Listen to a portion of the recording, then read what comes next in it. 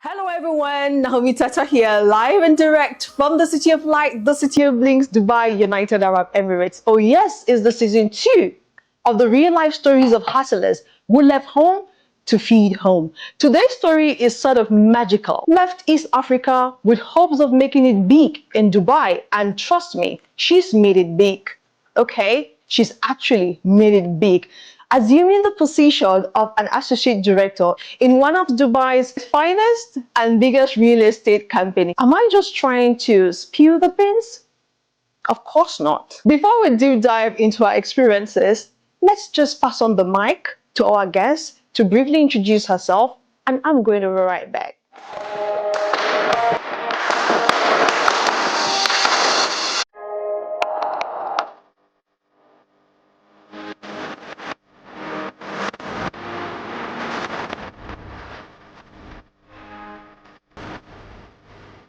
Hi, my name is Purity. I'm an associate director in Fäm Properties.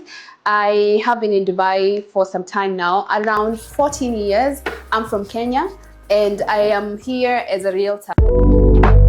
Hi there, my name is Purity and I work for Fäm Properties.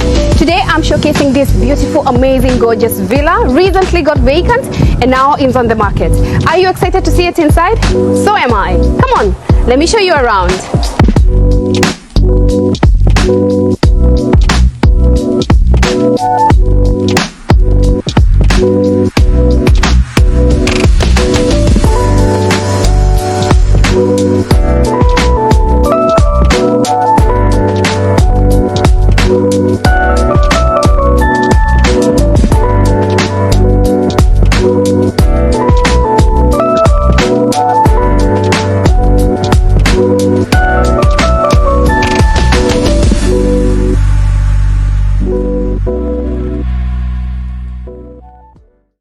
It has been amazing so far. No complaints, and I'm thankful to God.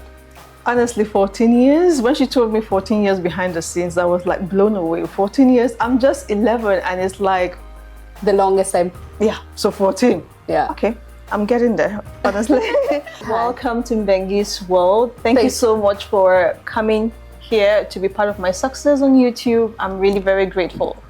I know your schedule is a very busy one, but you took out time to feature here to inspire someone, to motivate your African brothers and sisters that in Dubai, you can make it big. Guys, she's made it big. From her introduction or from my introduction, you saw I said she's an associate director. She's going to tell us how she had to climb that ladder, because climbing that ladder, trust me, it's not easy here in Dubai. Yeah. First of all, thank you so much for having me. I know it has been a long ride, but finally we're here. So with the introduction you've given us, could you briefly describe yourself in 3 words? In 3 words, I have so many words, but 3 words. I would say like I'm a go-getter. Okay. I'm a giver. Okay. I love giving. Okay. And I am a very down-to-earth person. Okay. All right.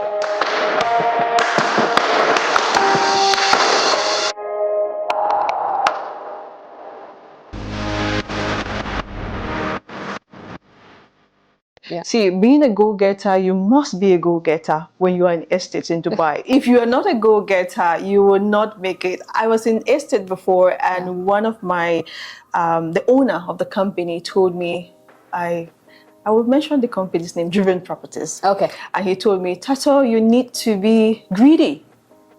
Okay, to make it. If you cannot be greedy, then real estate is not for you. Absolutely. I will tell you something. See, my dad always tells me persistence is the key. And in real estate, it's impossible for you to make it. You have to actually grow a thick skin for you to make it in real estate. Say it again. It's very, very tough out there, especially in real estate. And you must be persistent for you to make it, because it's really, really tough. I've seen so many people come and go. Yeah. And even some of them are my friends. I brought them to the company, but they couldn't even last for like 6 months. They had to go because it's not the same. It's so tough, and you have to actually want it for you actually to become. Okay, you know one thing I know about Fäm Properties. It's like, to me, when I was in Driven, I used to look at Fäm Properties. Those were in Fäm Properties, and I was just like, that office is full of shacks. Same as Engel and Volks. if I'm not Angle mistaken. and vulgar. Yeah, and vulgar. Thank you so much for the correction. Yeah, like it's the same picture, like full of sharks, full of sharks. I can't go there. I can't work there. Yeah. I mean, you can if you wanted, but I would say something. Yes, it is full of sharks because we have one of the best CEOs, Mr. Firas Al-Musari. That guy is a shark. I'm telling you, he performs the biggest shows in Dubai, especially for he always performs real estate shows, and he invites big names internationally. By the way, last year we had Ryan Sahant coming into Dubai, one of the biggest realtor in the USA, and for him being the mentor of so many people, we are over 1,000 now in the company. Wow. Yeah. So him being a mentor of so many people, he has to lead with the right steps, and he, as you say, it's full of sharks, and yes, for you to be able to survive there, you must be a shark. You must be greedy. Yeah. All right, so let's get to what prompted you to leave Kenya. What part of Kenya are you from? I'm from Nairobi. Okay. Nairobi is the capital city of Kenya. Okay. What made me leave Kenya?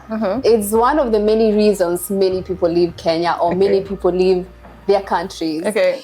When I completed my schools, I didn't have a job, and I really wanted to start making money. I had a friend who was making a lot of money when she was there. A lot at that time. It was a lot, to be honest. 500 dirhams at that time. It was a lot. All right. Because we had completed schools, and she's already making 500 dirhams every month. And I was like, hey, and me, I'm struggling with like 50 dirhams. Hello, I need to make money. So basically, so what made me leave my country is because I really wanted to become a better person, and I wanted to pursue my dreams, and I also wanted to again start making money and start helping myself and become, basically. Oh, okay. Yeah. All right. So why the United Arab Emirates? Why? Yes. I had of all the countries, because for sure, I don't know if it works with the Eastern Africans, but for us West Africans, it's just like, okay, they are countries and they are countries. True. So if you are trying to, UAE, for some of us, is not even considered like a place where you can go for greener pastures. That's true. So why UAE? I really need to know why UAE. Why not Canada, US, or probably the other names? Remember when I told you, I started my introduction and I told you that I'm a giver. Yeah. So one day I was going to my college, and I met a lady. She was in her late 50s, early 60s, and she stopped me. For me, I see that lady as an angel, because I think she had a reason why she stopped me. Yeah. So she stopped me and she told me, could you please help me with your phone? Because I need to call my daughter. We were supposed to meet here, but she's not here. I've been waiting for 2 hours now, and it was in the morning. That was around like 9 o'clock. That means she had already reached there at 6 a.m. and she didn't know what to do. I told her, of course, come, let me buy you some coffee as you wait for your daughter. I took her to the restaurant. I bought her coffee and breakfast, basically, with my small savings, that I didn't even have. And so I gave her the phone, and she spoke to her daughter. And then I also spoke to the daughter. And I told the daughter, I'm not going to leave here until you arrive to meet your mom. And then she told me, okay, no problem. If you're going to school, you can actually leave, and because I'm like 10 minutes away. So I gave the mom my number, and I said, please make sure that when she comes to pick you, she will call me so that I can know that you're safe. And then I left her. It was 100 Kenyan shillings. That is like 35 dirhams. No, actually, that is actually less, because 35 dirhams is like 1,000. Yes, Kenyan shillings. So it was like less than 5 dirhams, because that's all I had. And so the lady, apparently she was helping people to come to Dubai, and she gave me the story of Dubai, and I was like, oh wow, I'm interested in this Dubai. Although I had heard a lot, but we didn't know the means of coming to Dubai.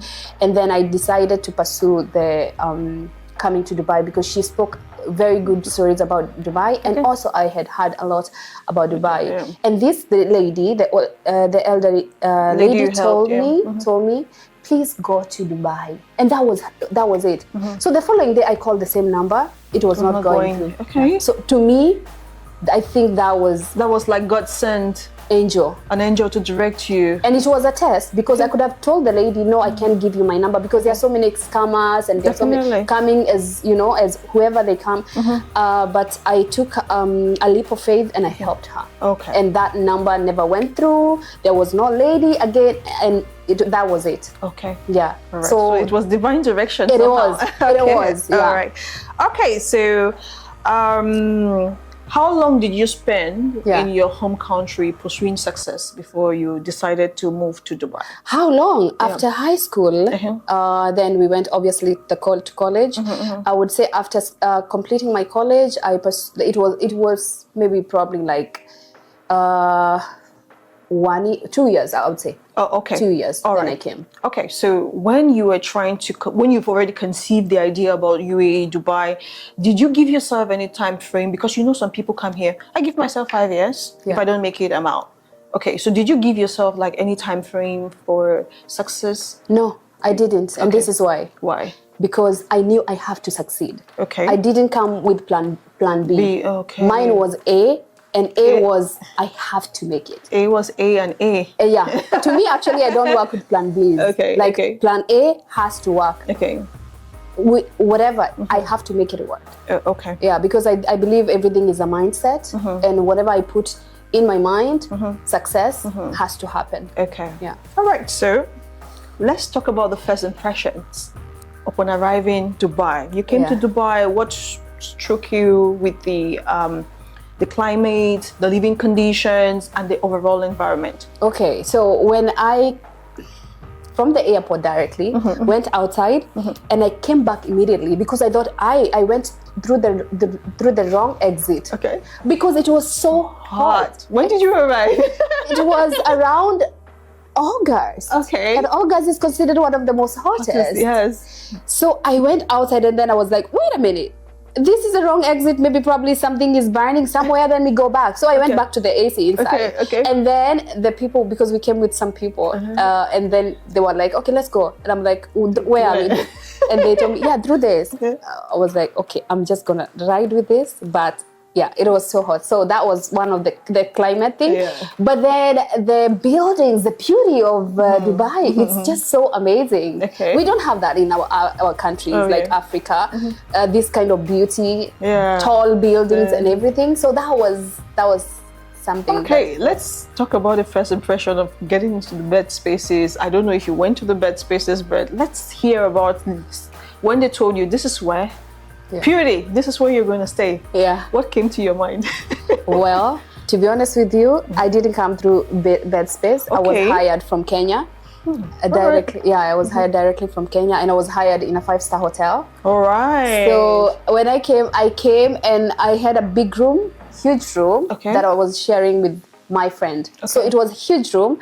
Both of us, we had our own beds. Okay. So there was no place of sharing, or it was just a good impression from my side. From your side. I know some my brothers and sisters, Africans, who started there. Yes, but for me, I came. What was your impression when you found a friend that you knew back in Kenya who was in the bed space? Like, let me say, okay, you were off one day and you decided to visit a friend, and they took you to a bed space where he lived or she lived. And what was your, were you surprised at it? To be honest,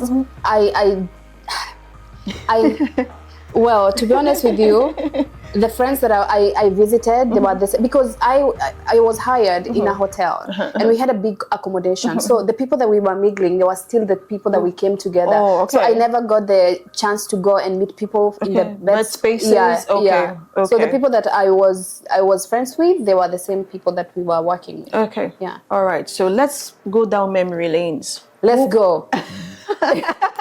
Where was Purity back in their home country? Yeah. So just give us a synopsis of who you were in 2 minutes. In 2 minutes. Yeah. Okay, fine.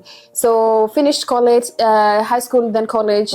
And so I started working in a restaurant. Okay. And that restaurant, I was working on Fridays only because the other slots, they were full. Okay. So the only chance I had, it's only to work on Friday. And that Friday, it was actually a pizza place. Okay.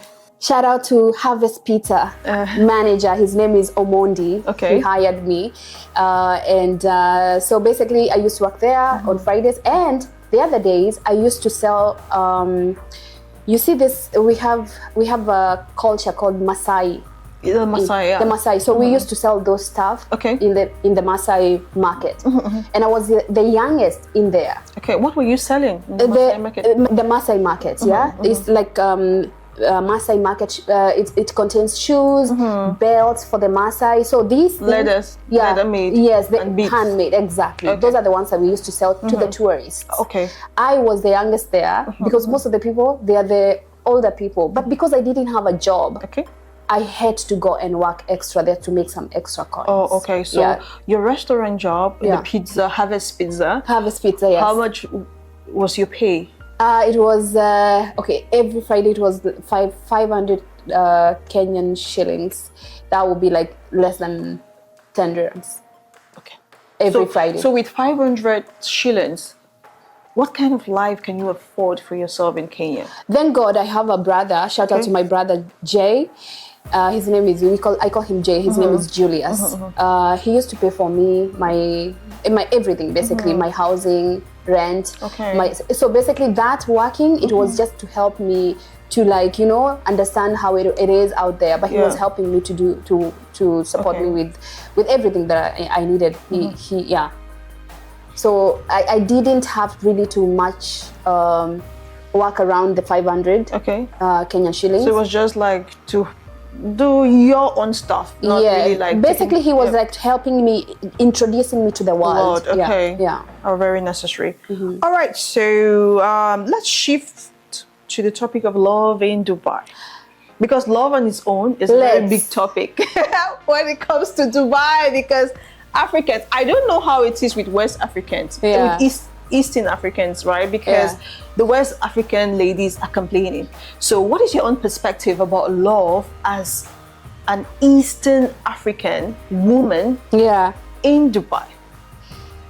Okay, well, I think love, and I think I don't want to use the word it's underrated, but I just feel like people, they have a different perspective when it comes to love in Dubai. Okay. They have already designed their own mind that you cannot find love in Dubai because Dubai, there are lots of stories. I think most of us, we just need to change that mindset, because I have friends who actually met in Dubai, they're already married, they have kids. Like most of my friends actually, they got married here and they found their love here. So I just feel like everything in life is just a mindset, to be honest with you. And if we just, I know it's tough, but I also know that there are people who have already found love here in Dubai. And most of my friends are actually Kenyans. So they found loves, and they are very, very happy. So even if it's tough, there is still hope. For us to find love. Okay. So as a successful woman, because I know you are.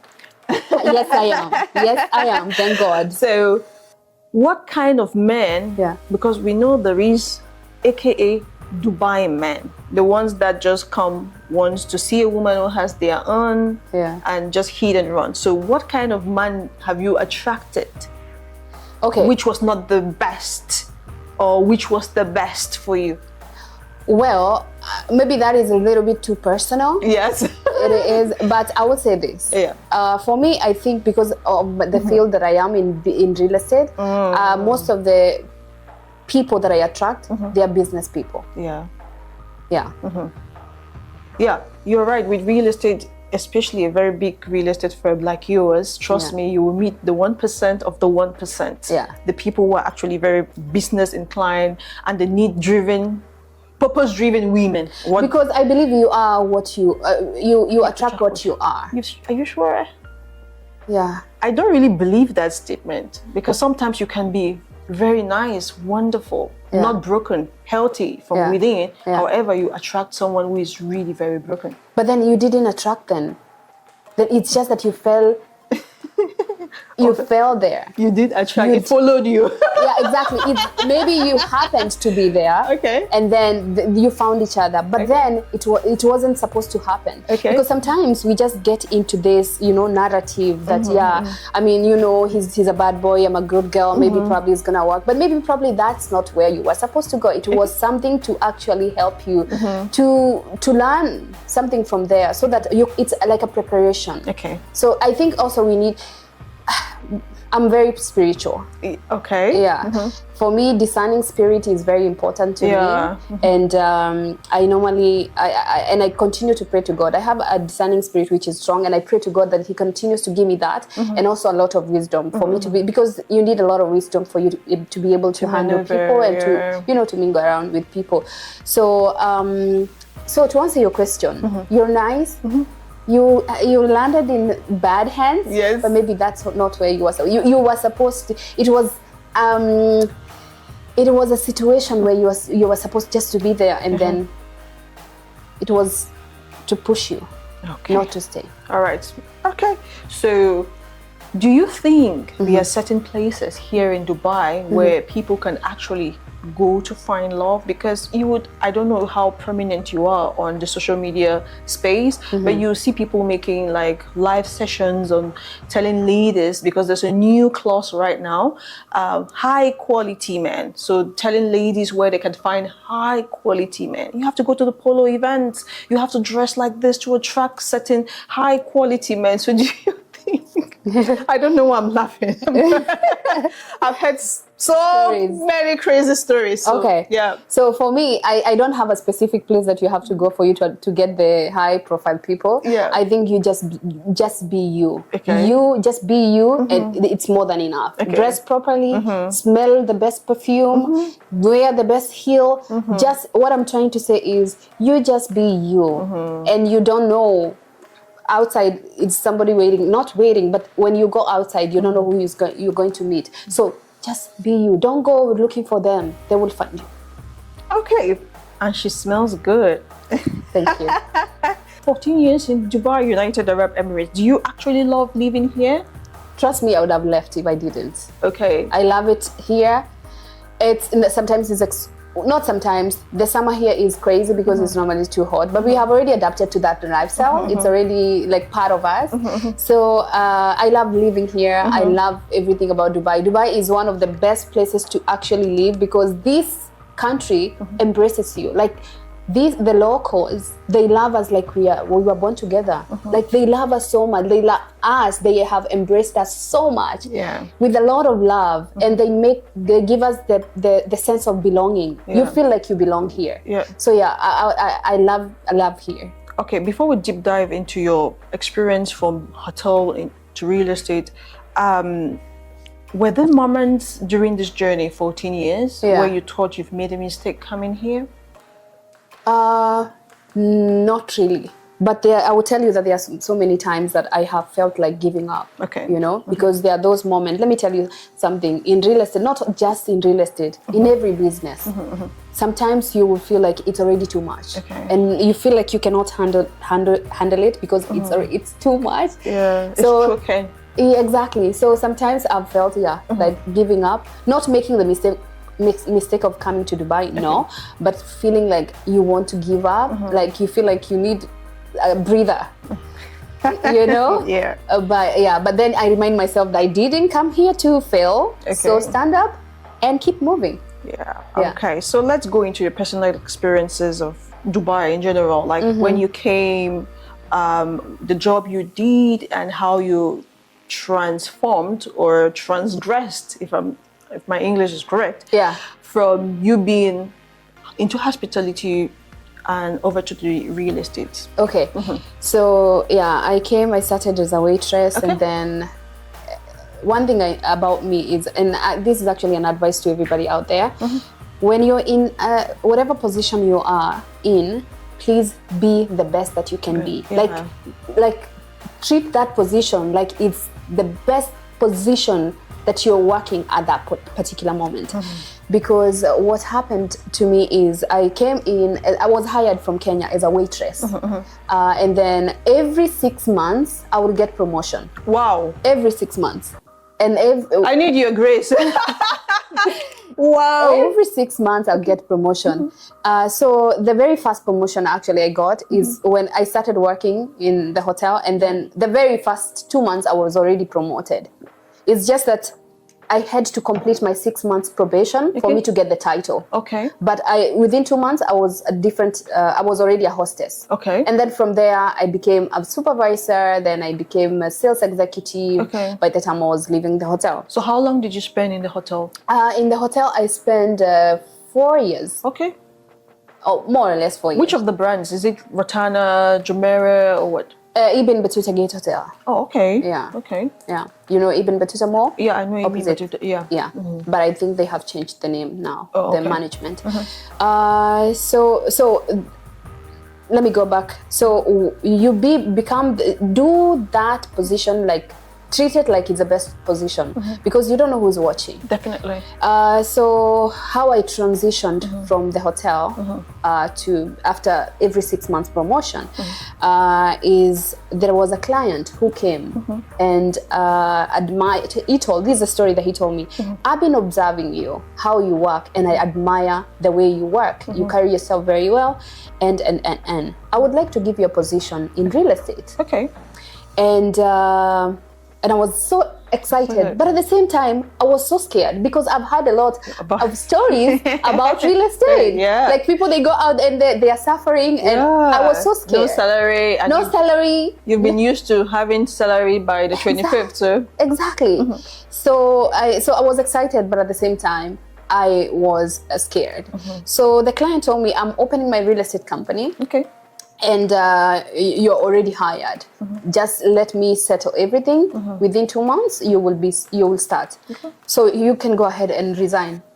I thought about it, and I was like, okay, fine. Maybe probably this is another breakthrough. Yes, and maybe not. But for me in life, you have to keep taking risks. You stay where you are, then it's a comfort zone. Then that's where you go wrong. Yeah. Comfort zone is your worst enemy, my dear people. Comfort zone is your worst enemy. Yeah. So and I also had a friend of mine. I like to give her credit. Her name is Judith. She has relocated to the UK now. Okay. She's from Cameroon, and she is my sister. Oh, okay. Yeah, she's my sister from another mother, and I love her so much. She challenged me because remember I told you that I was scared to actually step out and become to go to real estate. But then at that time she has already joined real estate, and she came and she gave it to me nicely. She told me, you're my sister, and I'm going to tell you the truth. You need to leave the hotel and join real estate because that's where you belong. Okay. Yeah. The way you carry yourself, you're going to make it real estate. You are a good salesperson. You're going to make it in real estate. And I was like, maybe probably that is. So I went ahead and resigned, and You joined. that's how I joined real estate. Okay. All right. So in total, 14 years, just 2 employments? Well, so when I left the hotel, I joined that one company, but then later, after 2 months, it got closed. Yeah, That's one thing. That's one thing. Yeah. So all of the people that they had joined, unfortunately, we had to lose our jobs. So now I am gonna tell you how I joined Fäm, because again, it's like divine connection. Okay. So I was again. With that company closed, right? Okay, yeah. So I had to go looking for a job. So I went to Executive Tower at that time. That's where they were, and I am going upstairs because I had an interview planned, or I was. Somebody connected me for an interview in one of the companies, but not Fäm at that time. Yeah. So I didn't even know what was Fäm, because remember, I'm still new in real estate, only 2 months. I had not known these big sharks companies, So I was going upstairs, and I met the HR of Fäm Properties downstairs. Okay. So that I told you, just dress, be at your best. At your best, and be yourself. Yeah. So the lady, the HR was like, "Where are you going?" I said, "I'm going upstairs for an interview," and she's like, "You know what? We need to hire you." I'm like, "First of all, who are you?"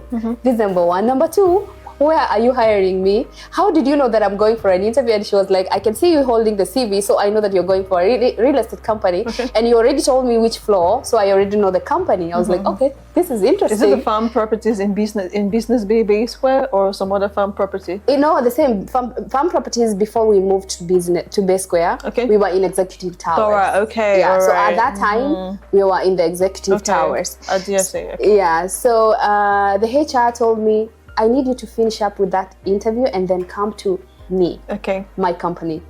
Come to this room number. And I was like, what is there to lose? Okay. Let's go. So I finished the company, the interview in that company, and then I went to the Fäm Properties interview.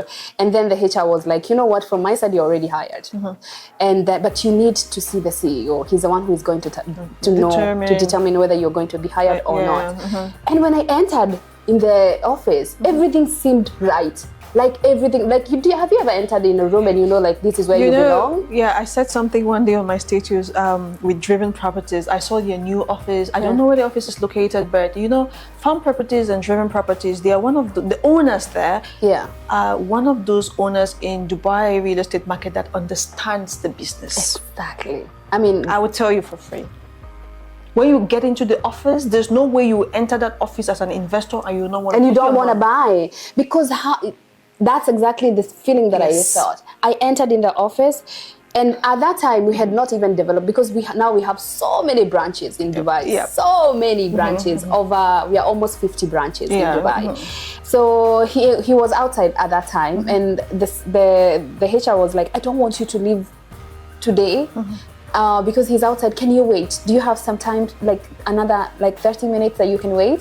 I was like, yeah, I have time, because I didn't have another interview. And remember, I don't have a job the other side. It's already, the company has already closed.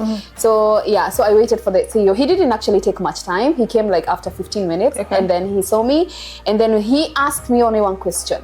And up until today, he remembers that question. So he asked me, please tell me, why should I hire you? Okay. And I explained myself, and I also told him, if you are asking me, I will tell you to hire me. But if my experience for real estate is to be considered, I have none. Because I was working in real estate only 2 months and it got closed. So I don't have any experience in real estate, but I can tell you, you will be thankful that you hired me. I am going to prove to you that you made the right decision hiring me. So up until today, he remembers that question and my answer. And since then, it has been amazing. That's how I got hired in Fäm Properties. Okay. Yeah. So you got hired, what position? I was just a realtor, normal property. Sales. Yeah, sales. Yeah, sales. Then how did you climb? Let's see the ladder. Give us the scene. Okay. Yeah. So my first deal was, I made a rental deal that I made 600 dirhams net to my pocket. And my next deal I closed and I made the commission net to myself. It was close to 200,000 dirhams.